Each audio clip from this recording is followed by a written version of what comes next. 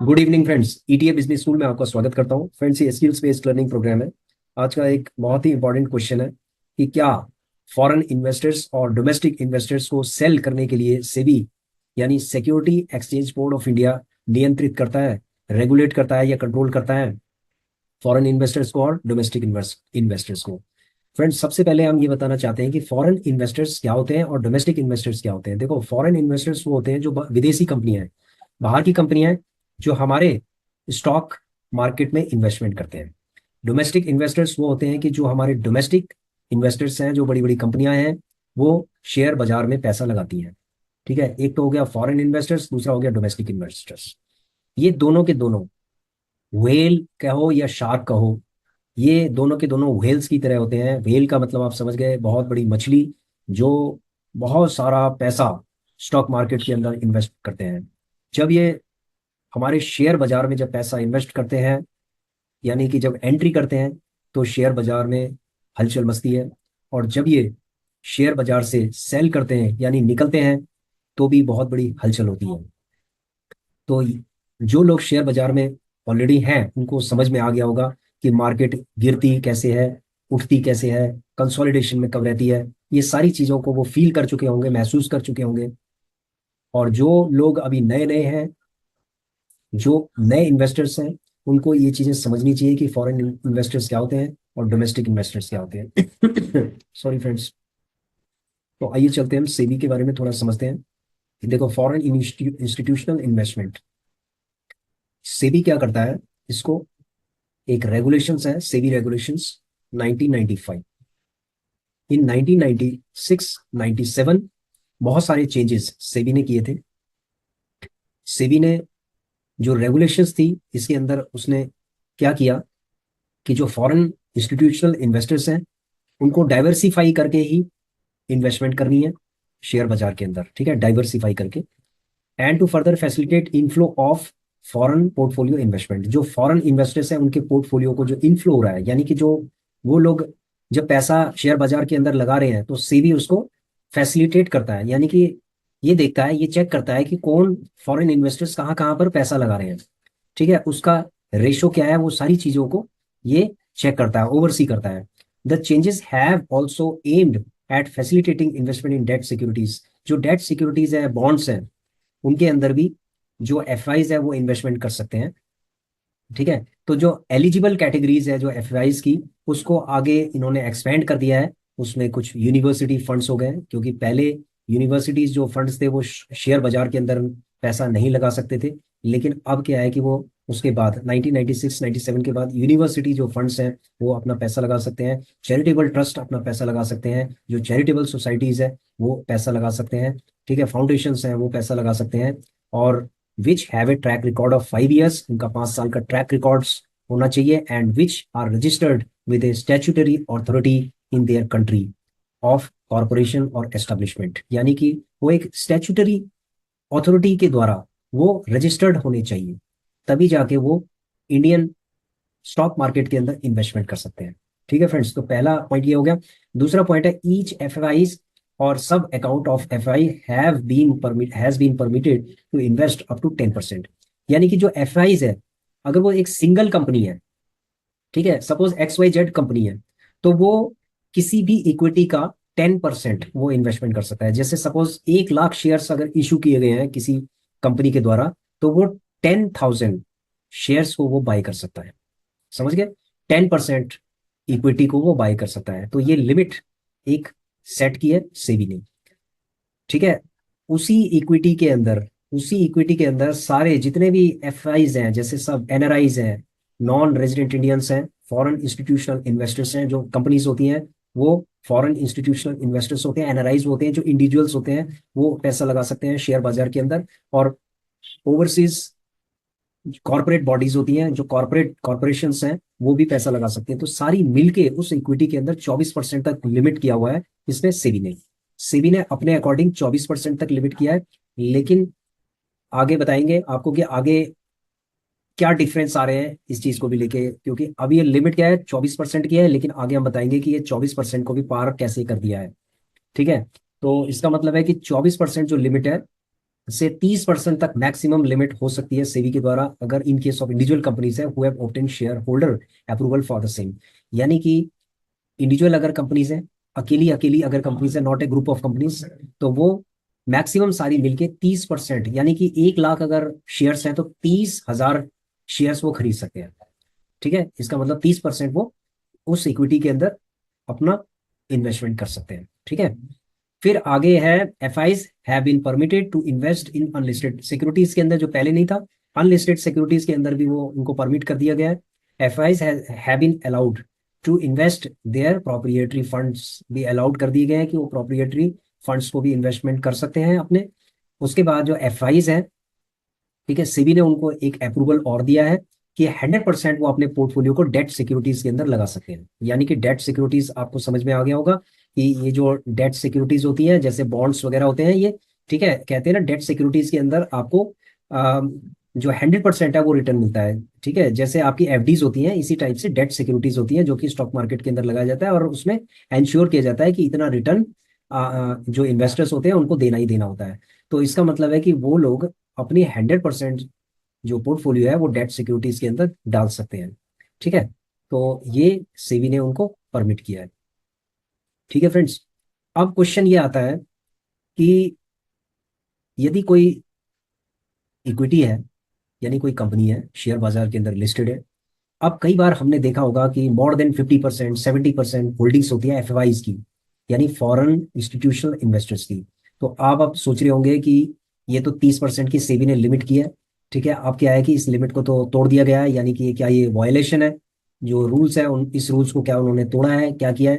देखिए फ्रेंड्स, ऐसा है कि सेबी ने उनको एक जो शेयर होल्डर्स हैं उनके ऊपर छोड़ दिया है कि वो कितना शेयर कैपिटल को, कितना वो फॉरेन इन्वेस्टर्स को वो अलाउ करते हैं। ठीक है, अपनी जो इक्विटीज को, यानी कि इक्विटीज को खरीदने के लिए, यानी इन्वेस्टमेंट करने के लिए। ठीक है, तो वो उनके ऊपर छोड़ दिया है। तो आइए कुछ एग्जांपल हम समझते हैं। देखिए फ्रेंड्स, जैसे इंडियन ब्राइट है, ठीक है, 361 वाम है, वन वैम। उसके बाद है शमी होटल्स है, ठीक है, कैम्स है। उसके बाद मैक्स हेल्थ केयर है, पेटीएम है, डिलीवरी है, श्रीराम फाइनेंस है, जोमेटो है, ये आप देख रहे होंगे, एक्सिस बैंक है, एचडीएफसी बैंक है, मैक्स फाइनेंशियल्स है, आईसीसीआई बैंक है। अब देखिए आईसीसीआई बैंक के अंदर 46%, 46.20% फॉरेन इंस्टीट्यूशनल फंडिंग है इसके अंदर। ठीक है, 46% से ऊपर। इसी तरीके से 47.20% एचडीएफसी बैंक के अंदर है, पॉलिसी बाजार में 49.70% है। ठीक है, 51.80% एक्सिस बैंक के अंदर है।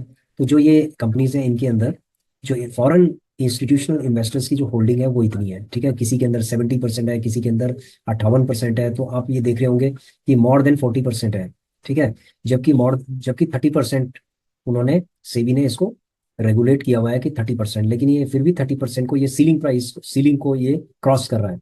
ठीक है, इसका मतलब है कि प्रोविजन है कि जो इक्विटी, यानी कि जो इक्विटी है, यानी जो कंपनीज के शेयर होल्डर्स हैं उन पे डिपेंड है कि वो कितना फॉरेन इंस्टीट्यूशंस को कितनी होल्डिंग अलाउड करते हैं। ठीक है, तो इसमें क्या होता है कि जो छोटे छोटे इन्वेस्टर्स हैं ना उनके लिए कभी कभी रिस्क भी हो जाता है। जब फॉरेन इंस्टीट्यूशनल इन्वेस्टर्स क्या करते हैं कि यहाँ से जब एग्जिट करते हैं, तो एक बड़ा फंड लेके एग्जिट करते हैं, तो उसके बाद ये जो स्टॉक है ना ये बहुत तेजी से नीचे गिरता है। इसका मतलब है कि हमें इस चीज़ की जरूर स्टडी करनी चाहिए। ठीक है, अगर हम ईटीएफ के अंदर भी इन्वेस्टमेंट कर रहे हैं तो ईटीएफ के अंदर जैसे निफ्टी 50 है, तो निफ्टी 50 के अंदर हम टॉप जो 5 कंपनीज है निफ्टी, जिसमें शेयर होल्डिंग सबसे ज्यादा है, हमें वो जो 5 कंपनियां टॉप 5 कंपनीज है उसके अंदर ये चेक करना चाहिए कि इसके अंदर फॉरेन इन्वेस्टर्स की जो होल्डिंग्स है वो कितनी है। जैसे निफ्टी 50 के अंदर जो एचडीएफसी बैंक है वो सबसे ज्यादा है। ठीक है, इसका मतलब है कि फॉरेन इन्वेस्टर्स इसके अंदर 47.020% की होल्डिंग रख रहे हैं। आईसीसीआई की है 46.20 की होल्डिंग रख रहे हैं। इसका मतलब है कि अगर इस निफ्टी 50 से, अगर निफ्टी इंडेक्स है, यानी कि निफ्टी 50 से अगर फॉरेन इंस्टीट्यूशनल इन्वेस्टर्स अगर एग्जिट करेंगे, सेल करेंगे, तो उसका इफेक्ट निफ्टी 50 पे पड़ेगा, इंडेक्स पे पड़ेगा। उसके बाद उसका इफेक्ट निफ्टी 20 पे भी पड़ेगा, यानी कि हमारे ईटीएफ पे भी पड़ेगा। ठीक है, हमारे ईटीएफ पे भी पड़ेगा। तो जिस तरीके से इंडेक्स की मूवमेंट होगी नीचे ऊपर, उस तरीके से हमारा जो ईटीएफ है वो भी इसी तरीके से ऊपर नीचे जाएगा। यानी कि फॉरेन जो इंस्टीट्यूशनल इन्वेस्टर्स हैं, हमें हमेशा ये समझना चाहिए कि इनमें कितनी होल्डिंग्स है। ठीक है, तो उसके हिसाब से भी हमें अपने रिस्क को कैलकुलेट करना चाहिए कि अगर मान लीजिए कि फॉरेन इंस्टीट्यूशनल जो इन्वेस्टर्स हैं अगर इसमें से एग्जिट कर देते हैं तो क्या होगा। तो ये सब चीजें फ्रेंड्स, इसकी जानकारी आपको होनी चाहिए। ठीक है। वैसे सेबी ने कोई भी किसी को लिमिट नहीं किया है, ऐसा हमने देखा नहीं है। अगर आप इस चीज को देखते हैं तो आप देख लीजिए, इन्वेस्टमेंट के लिए लिमिट सेट कर रखी है, लेकिन डाइवर्समेंट के लिए यानी कि सेल के लिए भी एक लिमिट सेट की है, लेकिन वो लिमिट हमें इसके अंदर कोई भी हमें दिखाई नहीं दी इसके रेगुलेशंस के अंदर कि कितनी लिमिट सेट की है। देखो अगर बाय के लिए भी लिमिट सेट होनी चाहिए तो सेल के लिए भी होनी चाहिए। अगर सेल के लिए अगर लिमिट सेट हो जाती है तो उसमें क्या होगा कि इतना ज्यादा हॉरर नहीं होगा। ठीक है, हॉरर नहीं होगा। अगर फ्रेंड्स ऐसा है कि अगर आपको ये दिखाई देता है या कहीं पर भी आपको ये प्रोविजंस दिखाई देते हैं तो प्लीज कमेंट कीजिए कि किसी भी इक्विटी के अंदर सेल करने की कितनी परसेंट की अनुमति सेबी ने फॉरेन इंस्टीट्यूशनल इन्वेस्टर्स को दी है। प्लीज ये कमेंट करके आप बताइएगा। It is a very important question. ठीक है, ये समझना बहुत जरूरी है। तो इसीलिए हमें इसकी हमेशा नॉलेज होनी चाहिए। और जो हमारा डेटा है, ठीक है, अपने डेटा के अंदर ये जरूर रखें, अगर आपके पास ETF है तो उसकी टॉप टॉप जो 5 कंपनीज हैं उनको भी आप जो है उसके अंदर रखें। ठीक है, जैसे सपोज निफ्टी 50 है तो निफ्टी 50 की 5 कंपनियां, जो 5 टॉप शेयर होल्डर्स हैं उनको आप नोट करें।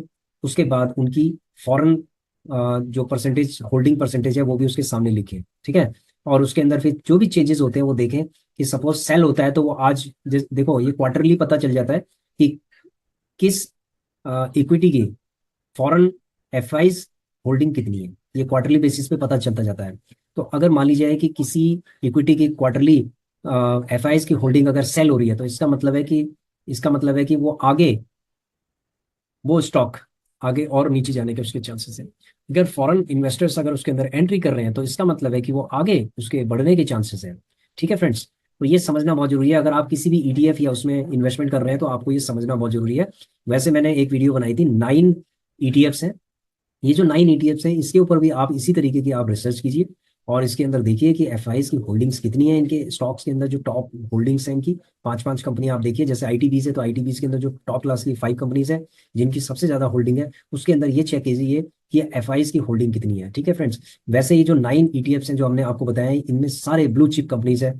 ठीक है, ब्लू चिप कंपनीज है और इसके अंदर कोई भी दिक्कत नहीं है, क्योंकि इसके अंदर अगर FIs अगर एग्जिट करते हैं तो DIs इसके अंदर एंट्री करते हैं। ठीक है फ्रेंड्स, तो मैंने एक वीडियो बनाई थी, इस वीडियो को आप जरूर देखिए, ये वाली वीडियो है। ठीक है, data analysis to in 9 ETF में SIP करोगे तो करोड़पति बनने से कोई नहीं रोक सकता। तो जो 9 ETF है आप उन ETF के ऊपर रिसर्च कीजिए, क्योंकि हमने ये जो ETF है हमने इनका पूरी हिस्ट्री समझ ली है कि इन ETF के अंदर कोई भी इतना बड़ा रिस्क नहीं है, क्योंकि FIs अगर यहाँ से चले जाएंगे तो DIs इसके अंदर एंट्री करेंगे। ठीक है फ्रेंड्स, तो स्टॉक मार्केट के अंदर बहुत लोग है ना डर जाते हैं। बहुत लोग ये सोचते हैं कि अब स्टॉक मार्केट बिल्कुल नीचे की तरफ धराशायी हो रहा है, धराशायी हो रहा है। देखिए फ्रेंड्स, मैं आपको दिखाता हूँ डेटा से। अगर आप देखेंगे ये डेटा है, ठीक है, 12 13 14 18 19 20, इसके अंदर आप चेक करेंगे कि FIs ने बाय कम किया और सेल ज्यादा किया, जिसकी वजह से मार्केट नीचे की तरफ धर धर धर धर धर नीचे गिरती चली गई। ठीक है, आप ओवरऑल चेक करेंगे अगर मंथली तो आप देखेंगे कि बहुत ज्यादा ये मार्केट नीचे गिर चुकी थी। इसका कारण क्या था? सेल। FIs ने अपना जो भी प्रॉफिट था इसका 6 महीने से 1 साल के बीच में जो प्रॉफिट था वो सारा निकाल लिया। निकालते हैं, हर बार निकालते हैं। ठीक है, सिर्फ इस बार नहीं निकाला। अब ये क्या करेंगे, दोबारा से अपना प्रॉफिट निकालने के बाद जो इनकी कैपिटल होगी उसको दोबारा से इंजेक्ट करना स्टार्ट कर देंगे। तो यहाँ पर क्या है कि हमारे जो DIs है इन्होंने यहाँ पर बड़ा फायदा उठाया है। इन्होंने अगर सेल किया है तो इन्होंने बाई किया है। ठीक है, इन्होंने बाई किया है। तो अभी ये क्या करेंगे, जो फॉरेन इंस्टीट्यूशनल इन्वेस्टर्स है अभी एकदम से बाय नहीं करेंगे। वो कब करेंगे बाय? जब हमारे DIs इसको क्या करेंगे, ऊपर की तरफ मार्केट ले जाएंगे। और ऊपर ले जाने के बाद क्या होगा, जब ये धड़ाम से जब ये सेल करना स्टार्ट करेंगे तो उसके बाद इनकी एंट्री होगी। ठीक है, तो ये क्या करते हैं, जो DIs और FIs ये गेम खेलते हैं छोटे छोटे इन्वेस्टर्स के साथ, और ये हमेशा फायदे में रहते हैं। और जो छोटे छोटे इन्वेस्टर्स हैं जैसे फ्यूचर एंड ऑप्शंस में है, तो फ्यूचर एंड ऑप्शंस के अंदर जो छोटे छोटे रिटेलर्स हैं वो सारे बर्बाद हो जाते हैं। 99% से ज्यादा वो लोग बर्बाद हो जाते हैं। और ये जो FIs और DIs होते हैं, ठीक है, ये फायदे में रहते हैं हमेशा, क्योंकि वो ये बड़ा फंड इंजेक्ट करते हैं और ये मार्केट को ऊपर ले जाते हैं, नीचे ले जाते हैं। ठीक है, और इसके अकॉर्डिंग क्या होता है कि ये लोग ये ट्रेंड भी बनाते हैं। और ट्रेंड बनाने के साथ साथ क्या करते हैं, ये अपना देखते हैं कि कहाँ पर हमारा फायदा हो सकता है, कहाँ पर हमारा नुकसान हो सकता है, तो उसकी सारी कैलकुलेशंस करते हैं। ये बहुत ही प्रोफेशनल बॉडीज होती हैं। और ये लोग, ये समझ लीजिए कि ये लोग इतने शातिर तरीके से, यानी इतने प्रोफेशनल तरीके से ये लोग गेम खेलते हैं जो छोटे छोटे इन्वेस्टर्स होते हैं उनकी साइकोलॉजी से, और उनको ये समझ लीजिए उनके जैसे स्टॉप लॉस हिट हो जाते हैं, उसके बाद वो उनका पोर्टफोलियो जब माइनस हो जाता है तो वो शेयर बाजार से निकलना स्टार्ट कर देते हैं, लॉस बुक कर लेते हैं। तो सारे जो कारण होते हैं वो साइकोलॉजिकल गेम है। तो ये साइकोलॉजिकल गेम है, एक साइकोलॉजिकल वारफेयर है एक तरीके का, ये ठीक है, फाइनेंशियल वारफेयर है, यानी फाइनेंशियल गेम है, आप ये समझ लीजिए। I cannot say the warfare, ये फाइनेंशियल गेम है। इस गेम को अगर आपने समझ लिया तो आपको करोड़पति बनने से कोई नहीं रोक सकता, क्योंकि बड़े बड़े डीआईज एफआईज जब एंट्री करते हैं तभी हमें एंट्री करनी चाहिए, जब ये बहुत ही ज्यादा सेल कर चुके होते हैं तब हमें एंट्री करनी चाहिए। और उसके बाद क्या होता है कि जब डीआईज ऊपर हो तो हमें सेल करना चाहिए, जब टॉप में हो मार्केट तो हमें सेल करना चाहिए। तो फ्रेंड्स, हमने जो ये ट्रेनिंग प्रोग्राम है, ये ट्रेनिंग प्रोग्राम अगर ईटीएफ का आप शुरू से अगर आप वीडियोस देखेंगे तो आपको धीरे धीरे करके समझ में आ जाएगा कि ईटीएफ के अंदर किस तरीके से काम किया जा सकता है, और कैसे इसके अंदर प्रॉफिट बनाया जा सकता है, किस तरीके से इसके अंदर इन्वेस्टिंग की जा सकती है, और कैसे इसके अंदर रेगुलर इनकम जनरेट की जा सकती है। ये सारे चीजें हमने वीडियोस में समझाई है, और धीरे धीरे करके यदि आप इन वीडियोस को आप देखते हैं तो आपको समझ में आ जाएगा कि ईटीएफ से पैसा बनाया जा सकता है। ठीक है, ईटीएफ एक सेफेस्ट इन्वेस्टिंग व्हीकल है, जो कि शेयर बाजार के अंदर सबसे ज्यादा सेफेस्ट है। और ये समझ लीजिए कि आपने पैसा लगाया है, और उसके बाद आपने जैसे पैसा लगाया है और आप ये समझ लीजिए सो जाइए, ठीक है, कोई दिक्कत नहीं है, सो जाइए। ठीक है, जैसे कि आपको मैं दिखाता हूँ कि मैं अगर आप अपने पोर्टफोलियो को मैं हमेशा दिखाते रहता हूँ। देखिए फ्रेंड्स, अगर मैं यहाँ पर चलूँ तो हमने 10,000 रुपये हमने सेव किया है। ठीक है, एम स्टॉक का हमारा डीमेट अकाउंट है, इसके अंदर हमने सेव किया 10,000 रुपये, जो कि ब्रोकरेज वगैरह जो चार्जेस थे उनका। ठीक है, टोटल। उसके बाद हमने 32,000 रुपये के आसपास हमने प्रॉफिट किया इसके अंदर। ओवरऑल जो हमारा प्रॉफिट है 5-6, देखो ये 3 महीने का, सितंबर का है, अक्टूबर का है, और नवंबर में हमारा 110 रुपये का है, कोई दिक्कत नहीं है, अभी ये बनेगा। तो ये 32,000 रुपये का हमने प्रॉफिट बुक किया है सिर्फ 1 2 3 महीने। इससे पहले हमने इसको इन्वेस्टिंग किया होगा, सपोज मान लीजिए हमने जून से भी किया होगा, तो जून जुलाई अगस्त यानी 3 महीने तक हमने उसको होल्ड किया, तो उसके बाद इन दोनों महीने में हमने अपना प्रॉफिट निकाल दिया 30,000 के आसपास। ठीक है, तो ये चीजें मैं आपको इसलिए दिखाता हूँ क्योंकि आपको भी समझ में आना चाहिए कि ईटीएफ से पैसा बनता है, और something is better than nothing, यानी कि कुछ नहीं करने से बढ़िया कुछ करना अच्छा है। बाकी अब आप देख रहे होंगे कि मार्केट बिल्कुल नीचे धराशायी हो चुकी थी, और मार्केट में अभी अभी हम ये नहीं कह सकते कि मार्केट ने अपना ट्रेंड चेंज कर दिया, ऊपर की तरफ ट्रेंड आ गया है। अभी ये हो सकता है कि न्यूज से नीचे गिरी हो मार्केट, क्योंकि फंडामेंटली जो स्टॉक्स हैं, जो ईटीएफ्स हैं जो हमने लिए हुए हैं, ये बहुत ही स्ट्रांग है, और हो सकता है न्यूज से ये नीचे गिरी होगी मार्केट, ग्लोबल इम्पैक्ट के कारण गिरी होगी। तो यहाँ पर अगर हम देखें तो थोड़ी बहुत रिकवरी हमारी आ चुकी है।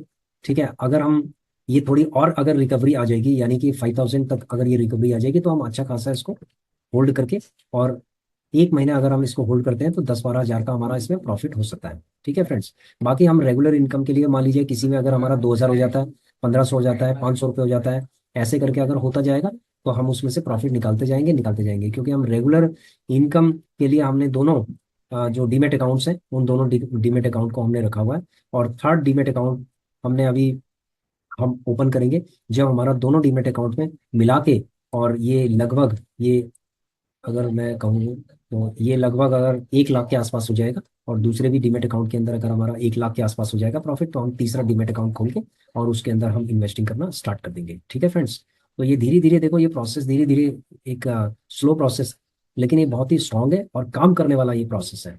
ठीक है, यदि आप नए हैं, बिल्कुल नए ईटीएफ के अंदर, तो आप सबसे पहले ईटीएफ को समझो, उसके बाद जो इसमें टेक्निक्स हैं उनको समझो, प्रोसेस है उसको समझो, उसके बाद आपको धीरे धीरे करके समझ में आने लगेगा, और धीरे धीरे करके आप थोड़ा थोड़ा प्रॉफिट आप बनाते जाइए। और एकदम से फ्रिक्वेंट बाय मत कीजिए, आप थोड़ा थोड़ा करके आप बाय करो, लेकिन एक थोड़ा गैप रखो, 1 हफ्ते का 10 दिन का ऐसा गैप रखो, तब जाके आपको रिजल्ट दिखेंगे।